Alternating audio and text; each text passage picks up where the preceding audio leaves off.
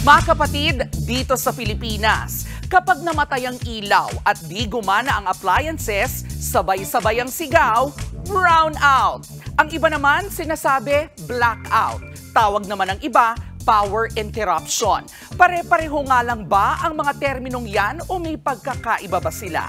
Ayon nga po sa National Grid Corporation of the Philippines o NGCP, kapag sinabing may brownout, hindi agad ibig sabihin yan ay walang kuryente. Pagbabalang sa dumadaloy na boltahe ng kuryente ang brownout, meaning may kuryente pa rin naman pero mahina o kulang.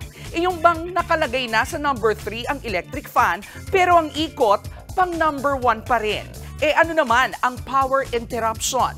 Ito naman ang kawalan ng supply ng kuryente sa isang specific area na posibleng sadya dahil sa ilang ginagawang maintenance sa linya o kaya naman dahil sa emergency. Para mas maintindihan ito, pinakamalapit na halimbawa ay kapag ang bahay nyo walang kuryente pero sa kabilang kanto, abay may party pa at nagbivideoke. Kapag sinabi naman pong blackout, malaking lugar ang nakakaranas ng kawalan ng supply ng kuryente.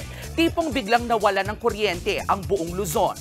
Sa kabuuan, pare-pareho lang silang issue sa supply sa kuryente. At ano paman, sa mga ito siguradong may hatid sa ating perwisyo. Kaya mas maigi pong handa tayo sa mga ganitong klaseng insidente. I-charge ang power banks, ihanda ang emergency lights, mag-imbak ng mga ready-to-eat na mga pagkain at agad na makipag-ugnayan sa inyong electric service providers. Tandaan po yan mga kapatid, tulad ng araw-araw po naming paalala sa inyo. Ang K-Alaman ay K-Yamanan. K? Okay. Mga kapatid, ito po ang inyong K-Alaman Queen, Kalad Karen. Always remember na ang K-Alaman ay K-Yamanan. Kaya para sa latest showbiz news at dagdag impormasyon, mag-follow at mag-subscribe sa social media pages ng News 5. K? Okay.